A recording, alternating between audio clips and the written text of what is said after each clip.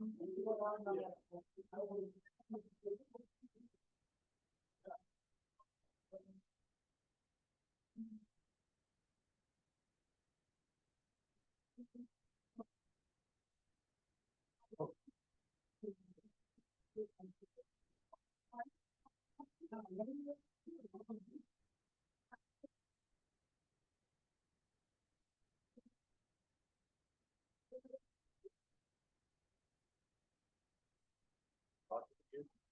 you.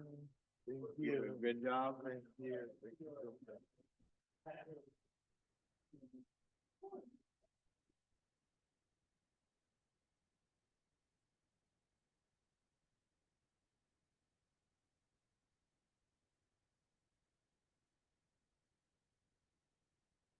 Hello.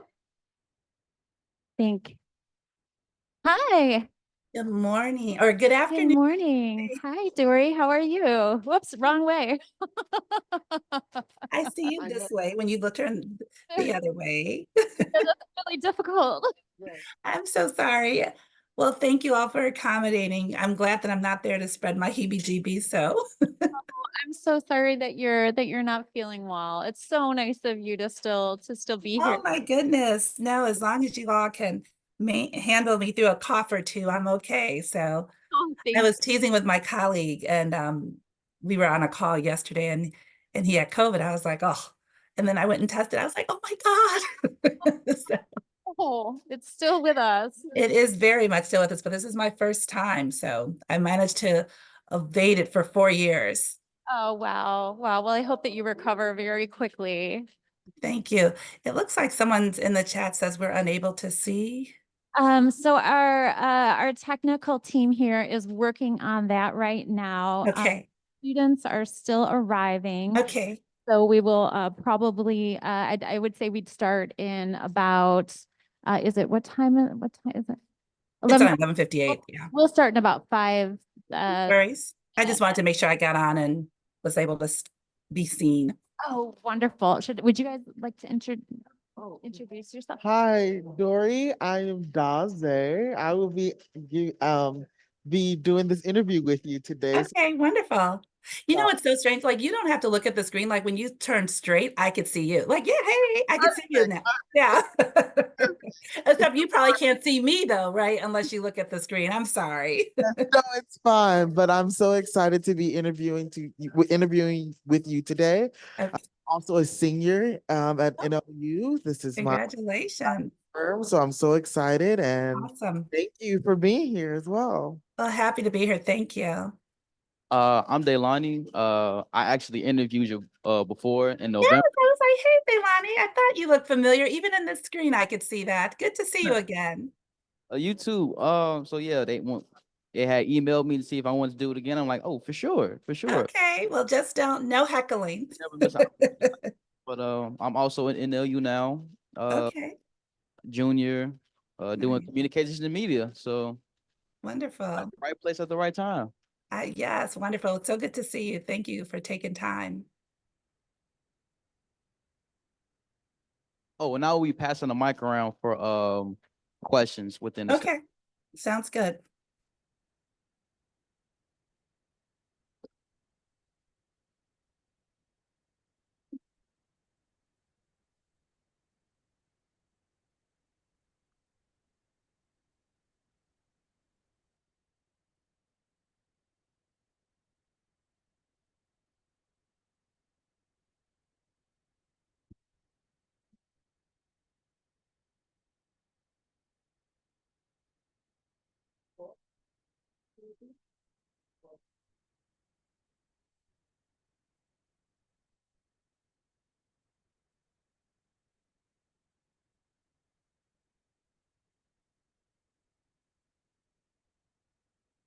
Dorri, do you remember that's just like talking like the interview that you did for Communications Quarterly like 4 years ago? Yeah, I do. I do. Delaney and I were just mentioning that. I do. Great, great. Oh, it was so fun to spotlight you and so yeah, thank you for that. It was Oh, for sure. No, I appreciate continuing the conversation. so great.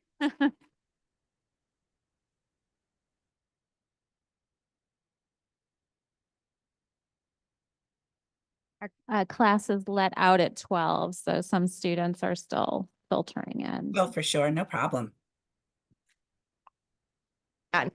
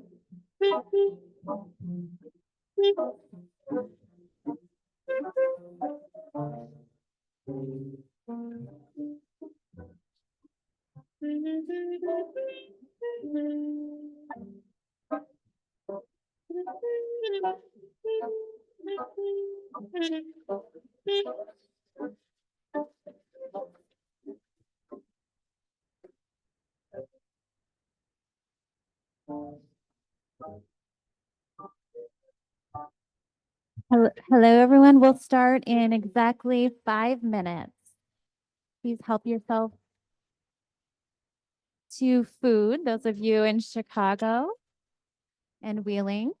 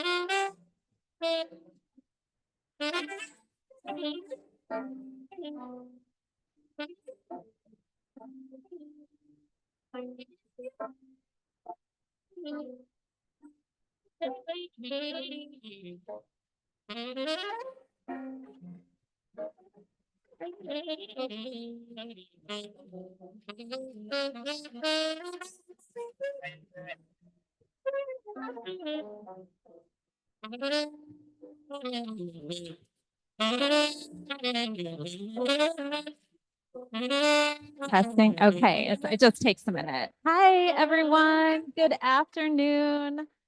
Thank you so much for coming in. Welcome to everyone in Chicago and in Wheeling and online and in Florida.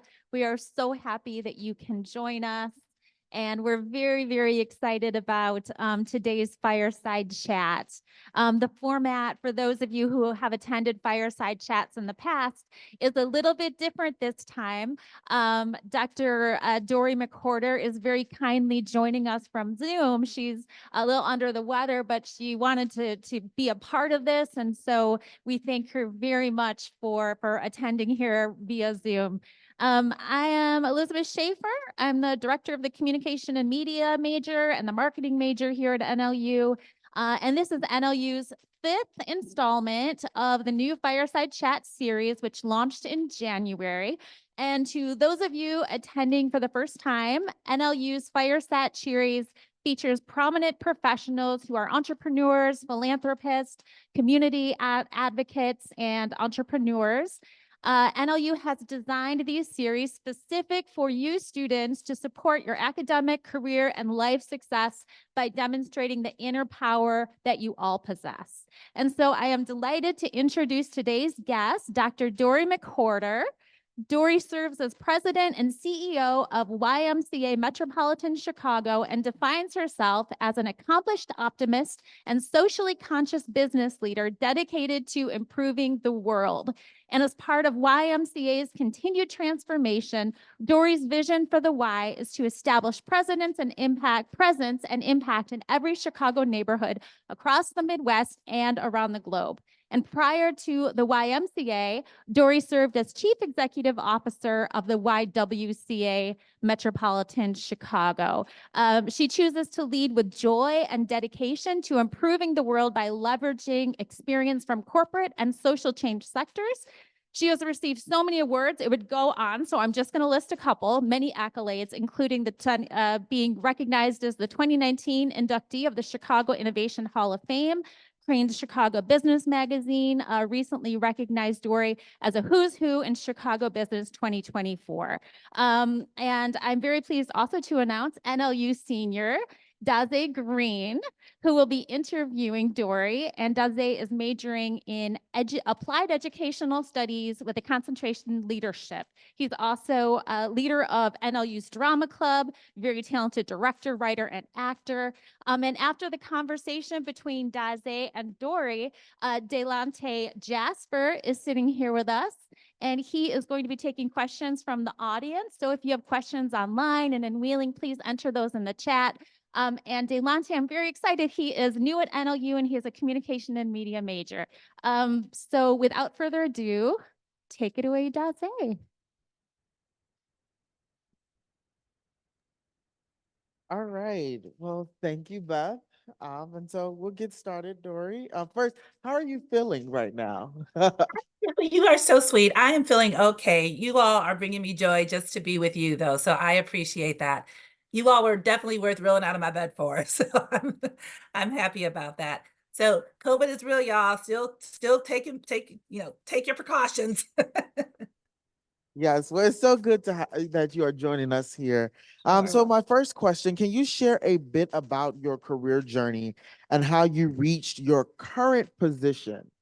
Sure. So by background, I know, Elizabeth, thank you for that that intro, but I'm a CPA by background. So I started my career, I like to say, in the late 1900s. I was I started at Arthur Andersen. So I'm a CPA by background, and had the opportunity to work both in CPA, so public accounting firms, as well as in management consulting. So I did some time at Booz Allen Hamilton as well in the management consulting area. But when I was sort of the latter part of my public accounting and consulting experience, I had the opportunity, I was sitting on a number of nonprofit boards, and particularly the YWCA was one that I was very much involved in. And I was able to become their audit committee chair. So really got more familiar with the organization and their financials. So about around 2012 or so, we had a CEO transition at the time, and I really wanted to support that organization and seeing it be successful. The mission was to, or is still, to eliminate racism and empower women. And it just had such great work and such a compelling mission that I wanted to continue to see this organization thrive. So I was a partner in the firm Crow at the time, and decided that I would throw my name in the hat for this particular opportunity. So in 2013, I was very fortunate that they selected me to be the CEO.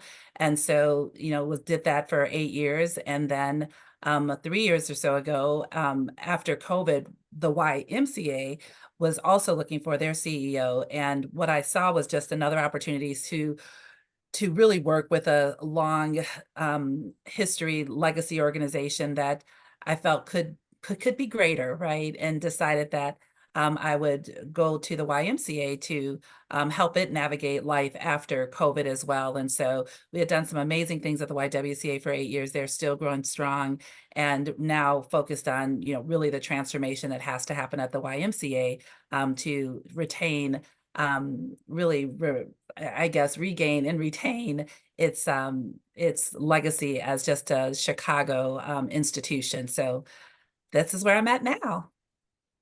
Wow, thank you so much. That's really inspiring, and just hearing your story about, taking that leap, that leap of faith, and just throwing your name in that hat. And so that goes to my next question. What were some key milestones or experience that shaped your career path? Sure. So as an accountant, there was a particular time at Arthur Andersen where we had a chance, and I actually ended up switching over to the consulting side of the business, because that was just an opportunity to really immerse yourself in how organizations are run. And so I count that as a milestone, because what it did for me, it really opened up a lot of opportunities, and I was able to work with so many different companies across the globe, in understanding what really drives their business. And that was important for me, because really, as I moved into the nonprofit sector, I was able to do a true deep dive and understand how can these impact businesses be better. And so that has been a continuing theme for me in terms of business transformation. I say the other milestone is when I did become a partner at Crow. At the time, back in 2008, I was the first Black partner at the firm's 90-plus-year-old history at the time. And I think what that showed me is just how I could continue to really create an impact, and not only leave a legacy, but really help others, aspire to different roles and accomplish those goals.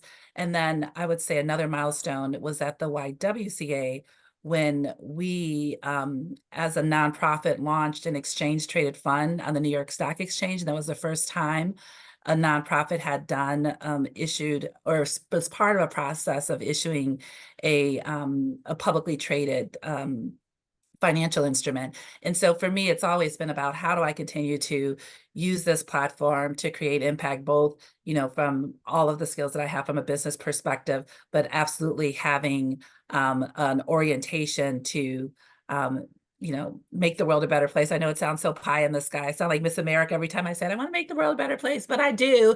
And so I just feel like all of these opportunities are really just platforms to do that. So those are just a few of those milestones. Wow, that's amazing. And so I want to ask you, what made you want to go into the career path of business administration?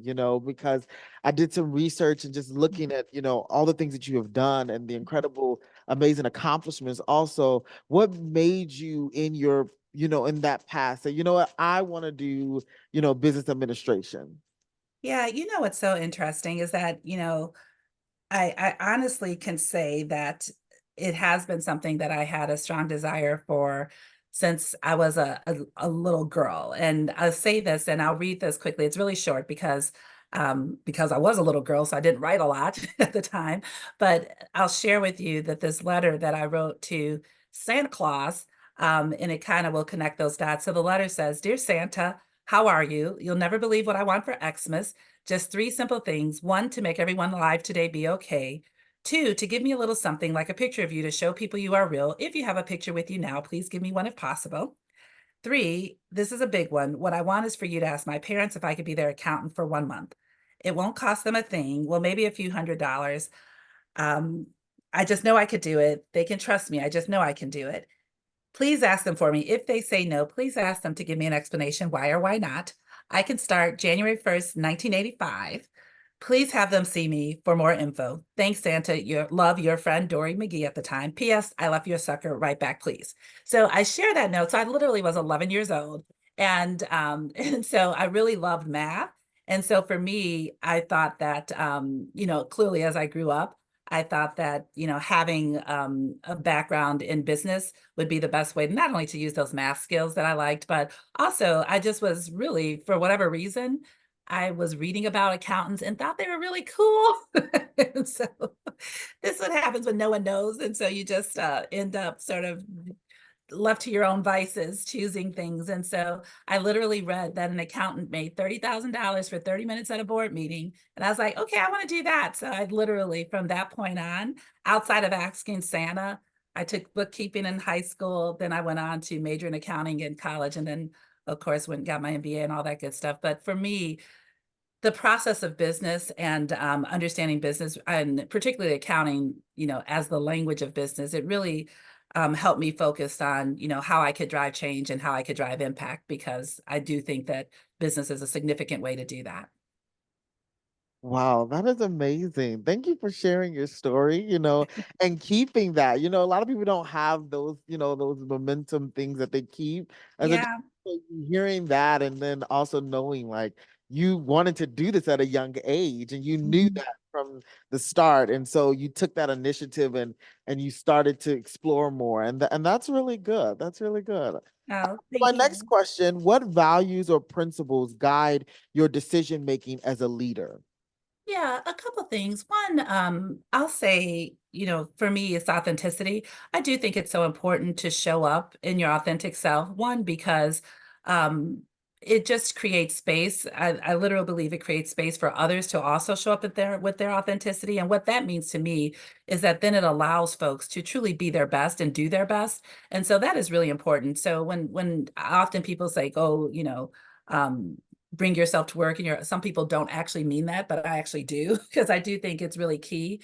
If people can operate in their sort of fullness, then we can create the opportunity for others to truly live into their potential. So that to me is a real value that I try to live by. I often say that, for me, I don't come with a playbook, but I like to build the plays for the players on the field. And what that means is that I really love to lean into how can I understand what people are really good at, and then allow them to express that within the work that we're doing. And what happens if you really have people sort of plan their position and doing that as best as they can, then that's when you see a lot of progress. So I'm really focused on really making sure that I understand what value people can bring. And I feel like everyone has value, and it's my job as a leader to lean into that and understand that. And if I could do that, then allow them to bring that to play with others, that's to me where the magic happens with your teams, and then has that impact on any organization that you're in.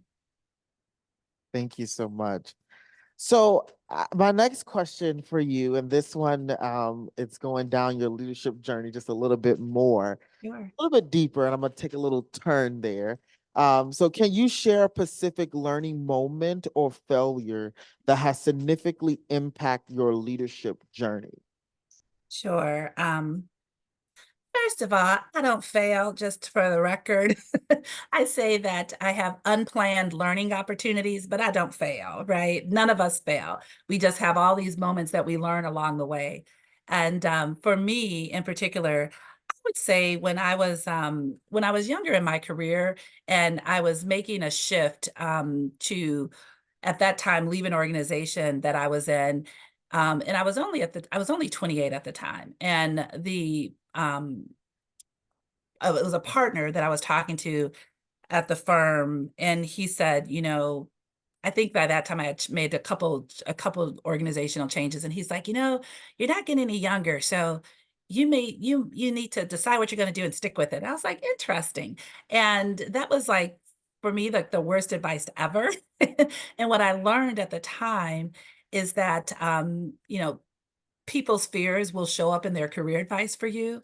And so for me, what I was doing at the time is, I would say now that I'm, clearly on the other side of that time, was really a learning opportunity for me to be able to learn different industries, learn different sectors. And it was just the journey that I took. So when he gave me that advice, he was also a person that had been at the same place for 30 years, which is amazing, but that wasn't going to be my path.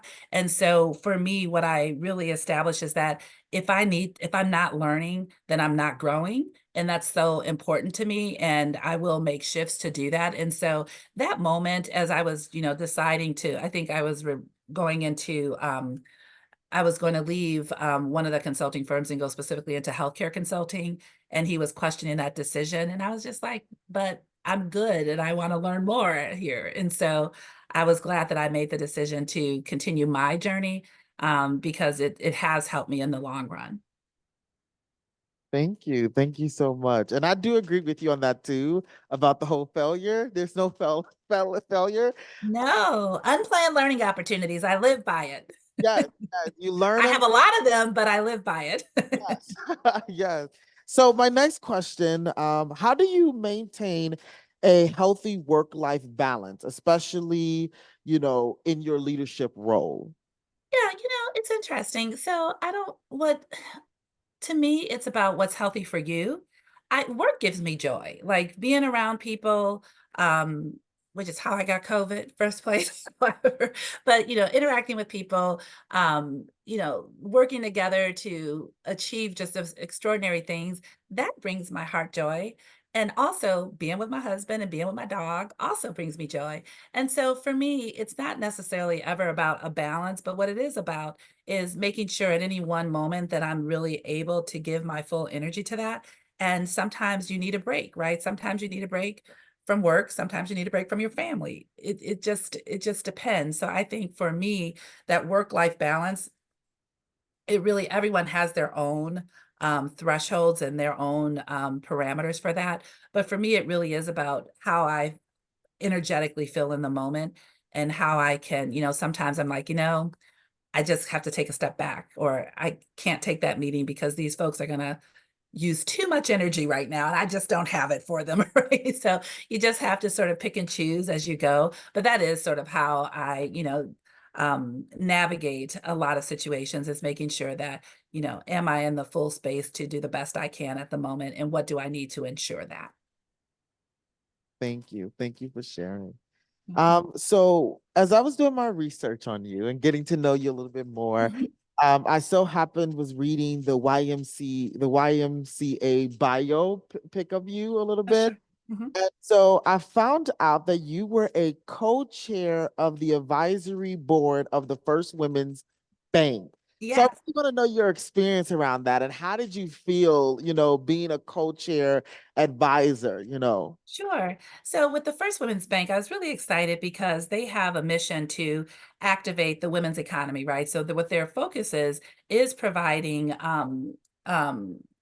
financial um, capacity to women-owned businesses, minority-owned businesses. And I think their mission is really important to really make sure that folks that traditionally haven't had access to a lot of these banking relationships get that. And so with their advisory board, we're able to continue to support the leadership team in making sure they fulfill their mission and help be sounding boards for them as they look to continue to grow the bank and focus on different groups and make sure that they're fully, providing the services that they want to for those that they have, really focused on while creating the bank. And so to be a co-chair with the other co-chair is Meredith O'Connor, and she's a great leader in the city as well. But to really, put our names on the work that this bank is doing for the women and folks that deserve that and don't always have access to the right types of relationships is really important for me too. So it's been a great experience, and I look forward to continuing to see First Women's Bank really thrive and support, do the work that they're set out to do.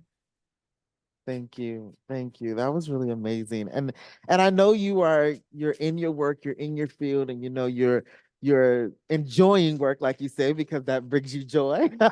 And so I know this question that I'm gonna ask next is you probably don't have it just yet, or you probably do, and I don't know yet. But I want to ask, what do you hope to leave as your legacy in your current role or within your organizations? Sure. So, the YMCA is a 165-year-old organization. And if you look at the history of the Y, there's so much rich just legacy there. For example, the Y in Chicago, the Wabash Y, was the founding place where Carter G. Woodson founded Negro History Week, which went on to become Black History Month. And so for me, I really want my legacy at the YMCA, particularly, as Beth had said during the opening remarks, our goal is to be 77 neighborhoods plus, have that presence and that impact. And so I want that legacy for the Y. The Y used to be at one time or the other.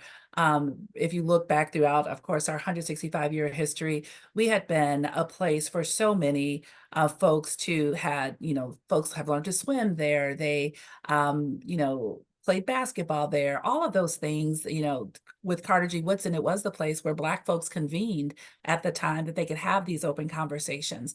And so I want the Y to still be that community resource, that asset in all communities.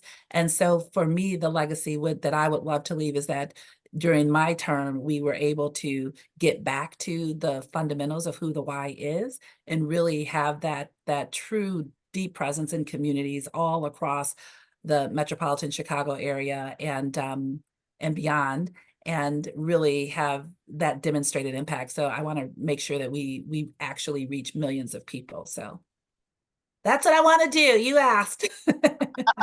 Yes, thank you so much. And so I want to ask, and I know Beth shared about this when she, did your introduction. But I found out also in 2019 you were inducted into the Hall of Fame. And so I wanna know all around that and how you felt when you got that and all of that. How did you feel in that moment? Yeah, so that was such probably should have said that was one of the milestone moments for me, but it was such an important moment because for a couple reasons. One, as a leader of a nonprofit, the good that we do is often like, well, that's what you're here for, so it's expected. But to be part to be recognized as an innovator meant the world to me because it meant that we're taking different approaches to create greater impact. One of the reasons that we were identified to get this recognition was because, for example, I mentioned launching an exchange traded fund, but at that time we also launched an online retail platform. We were just really doing like everything that we could using all the different mechanisms to create impact that we could. And so getting that recognition to me was was an indication that people saw us and people saw that we were willing to stretch the bounds of what a very traditional social service agency, and we made it a social enterprise that was in the business of doing great things. And so that to me really helped highlight that, with this recognition that, people saw that and appreciated the work that we were doing. So it meant a lot to me. Thank you. Thank you so much. So this is the time where we open up to the audience and they get to ask you questions as well. So I'll turn it over to our audience.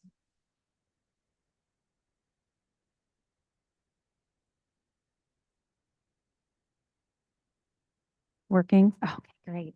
Thank you so much, Daze and Delante. Take it away.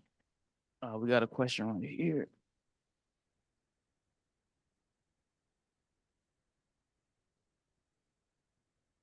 How you doing? I know you can't see me, but my name William Smith. I plan to get in contact with you somewhere further down the line for my own career. Like I feel Please like you can do. help. But I heard you say something like you wanted to have the YN77 communities or something like that. So what can the community do to help you reach that goal?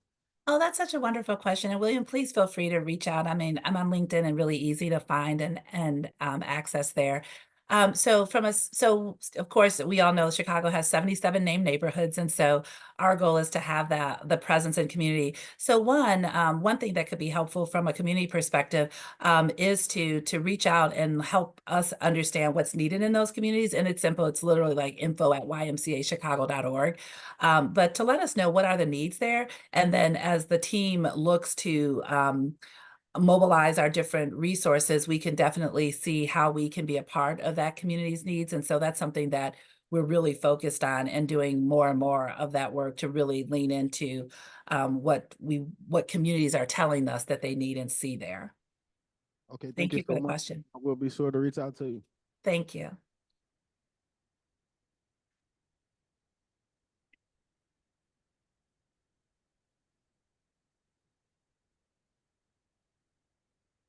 Hello, my name is Andrew. Concerning the exchange traded funds, what impact did that have for the Y? Sure. So thank you for that question. So the exchange traded funds did a couple of things. One, because the process to establish the funds allowed us to identify companies that were more aligned with women's empowerment based on the 19 criteria. So what it allowed us to do is really make connections with those companies. So what we saw is that companies were willing to support us, and we got different resources from those companies as they wanted to make us a part of how they create better environments for the women in their organization. Plus, we also got basis points. So we got direct resources from the funds as well. So the more money that was invested in the funds, we would get a portion of that management fee. So it was really a double impact, the financial resources directly from the funds advisors who would then support us, as well as giving us the opportunity to engage with these other corporations, was significant for us as well, and allowed us to not only gain resources, but deepen the impact through those companies. Because what we were saying as part of our mission, if we can help women in the workforce and the companies that they work for better support them, that was actually part of the impact we were looking to make as well. Thank you.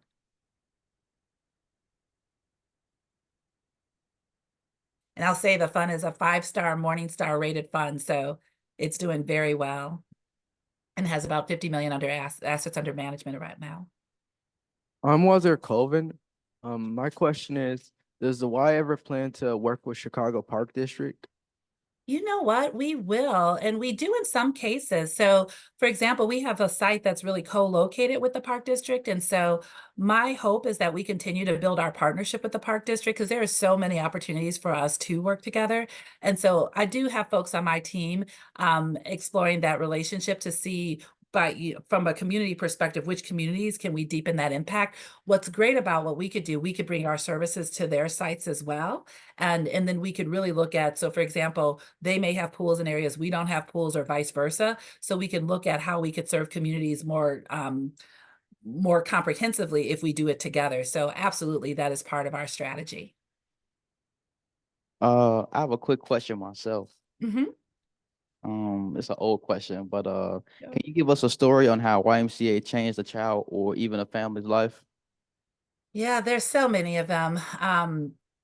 My goodness, there's so many of them. You know, I'll say this one because this is just quick top of mind. Last week we were honored by Prep Insight magazine, and where they were recognizing us for is the legacy that the Y had in basketball. And what they were doing, they had a banquet for high school players. But what was amazing is that so many of the coaches that these coaches won all state in different divisions, and so many of those coaches had actually been through Y's basketball programs at one time.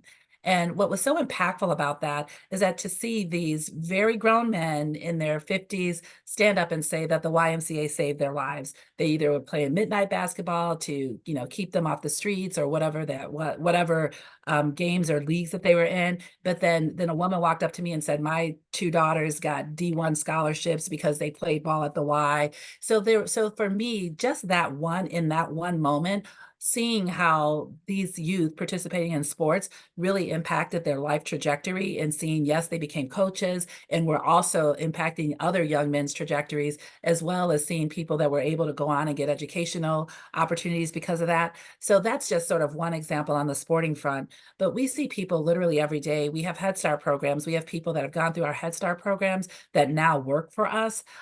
We have folks that have gone through different health challenges and journeys and have used the Y to rehabilitate and have watched those be transformational to their lives. So for me, and there's a lawyer in Chicago that recently wrote me a letter saying that he was, as a child, he was in all the things at the Y, and it kept him from, perhaps going into different directions.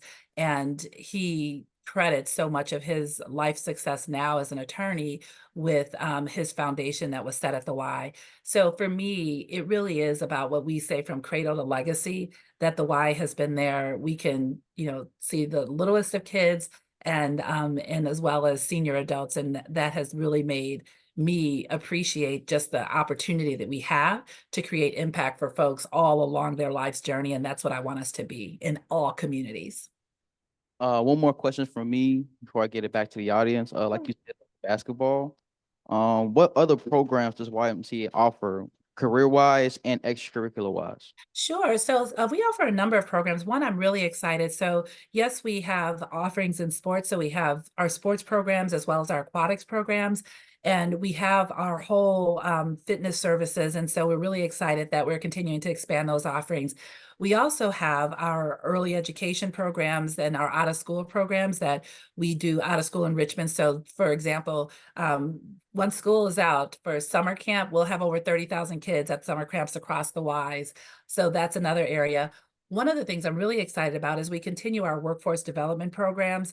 The Y has a history and a legacy of helping people access training and new opportunities. And so we are running for the summer, we'll run what we call our Youth Construct program. So introduce youth to the construction trades. So actually it'd be juniors and seniors in high school will introduce to the construction trades. And then for adults, we have Illinois Works is a program that introduces adults to pre-apprenticeship programming.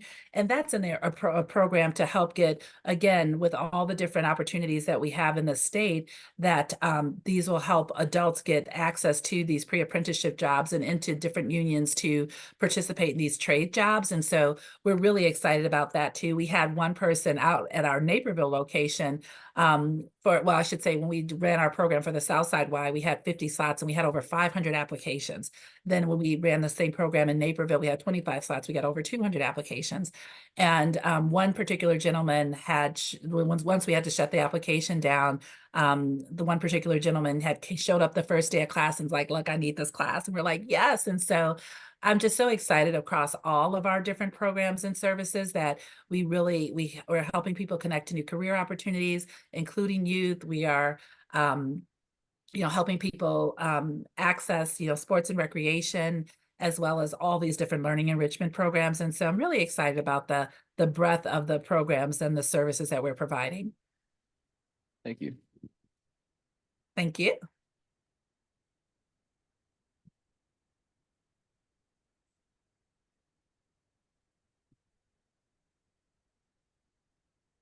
Hi, Miss.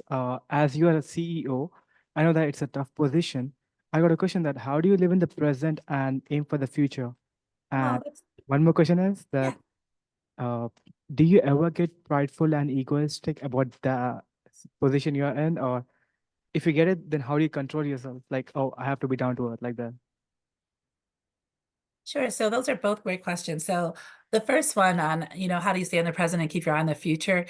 For me, it is about, setting that vision and then making sure that we're anchoring that vision and what are the actions that we have to do today. So I think, you have to have a vision. You have to know where you're going as an organization, but you have to be, quite honestly, practical and think about what are the steps that are going to get you there. So, reality, you get anchored pretty quickly as you're dealing with the day-to-day understanding of what happens in the organization. And so for me, I feel like I'm constantly operating in those two realms, and helping people think about, okay, this is where we're going and what do we need to do today to get there. And so that's part of the job.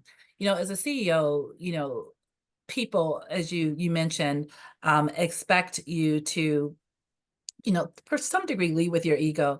And, for me, yes, you have to have some degree of an ego to want to even take on a role to say, hey, I can take this organization to the next level, right? That, that's absolutely something that's a part of at least getting there. But I do think it's important how you lead. That's not where how you lead or how you inspire people. In fact, I don't even like the word boss for me personally, because the word boss says, you know what to do and you should tell people what to do. And I'm like, yeah, no, I don't do that. That's not what I do. What I like to do is, one, I really like to inspire people and understand what for them makes this work important, and then lean into how I can unleash that inspiration.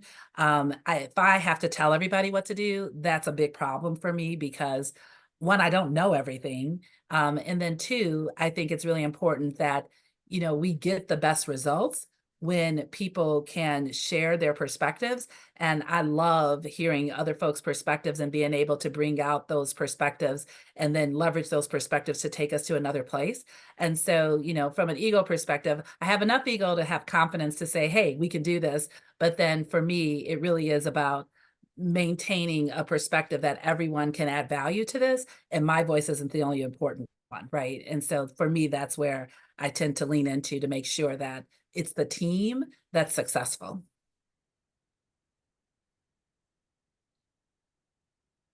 I have a question for you, and I'll admit this question is a bit obtuse. Okay. Okay, I'll listen closely. So you're CEO and you have a lot of experience as an accountant.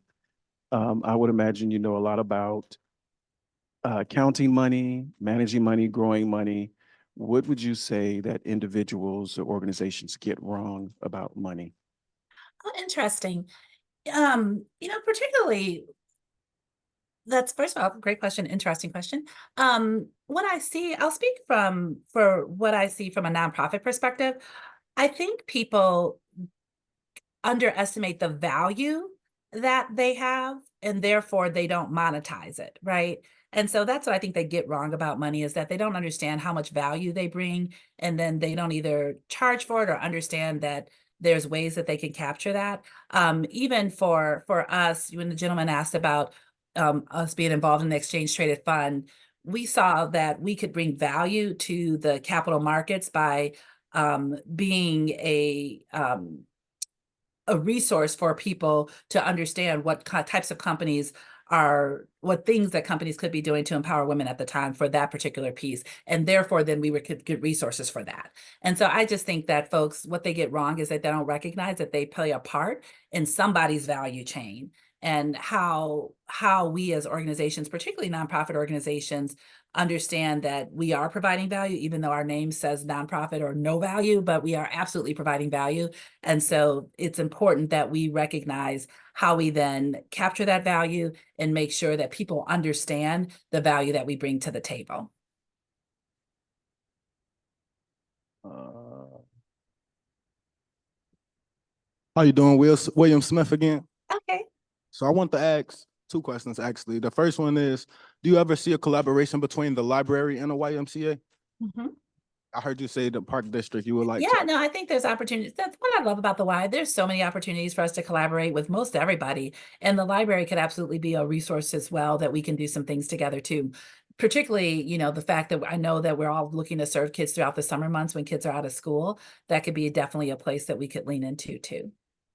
Okay. And then the second question is a piggyback off my first question, which was, how could the community play a part in helping you reach your goal? But I also wanted to say, like, with a goal, comes a plan. You feel me? Got to have a plan to reach your goals. So do you have a plan to meet the community halfway?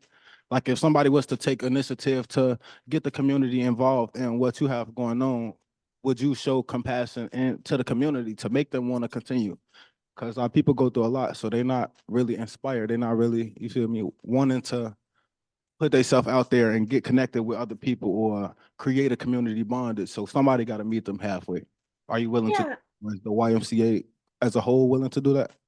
Yeah, what we actually, part of our role, as I talked about earlier, all the different work that we do from a comprehensive perspective, we actually have a role, the Chief Community Investment Officer. The woman in the role is our Chief Community Investment Officer and General Counsel. And her specific role, we actually, under her department, we have a number of roles to do exactly that. So we have a VP of Community Connectivity. We have a community hubs. All of our community hub leaders report to her. And so that we've set up a structure, to your point, to support communities, and specifically the VP Community Connectivity. What he does is meet with community members to understand where our services are needed and how we can support different communities. And so he's always out there meeting with different folks, trying to understand exactly what you said. What can we do? And how then can we use the Y as a platform to facilitate that work? So that's actually what we do. And like I said, we established this, department to really facilitate that as well. Well, thank you, Dorri, so much for being here with us. Everyone, can we give her a round of applause for being here? Thank you so much. Oh, my pleasure. Thank you all for your time and your wonderful questions. I so appreciate it. Yes, thank you so much. And I'll turn it over to Beth. Thank you. Thank you so much, Dr. McWhorter. That was wonderful. And Daze and Delante, thank you so much. Thanks to everyone for attending Chicago, Florida, Wheeling Online. I hope that you can join us for our final fireside chat of the academic year, which is Tuesday, June 4th, also from noon to 1 Central. You will definitely see flyers out there. And our guest is Crane Kenny, who is the president of business operations for the Chicago Cubs. So this is so far just been an amazing series. And thank you so much again, Dorri. Thank you. Oh, my pleasure. Thank Everyone. you.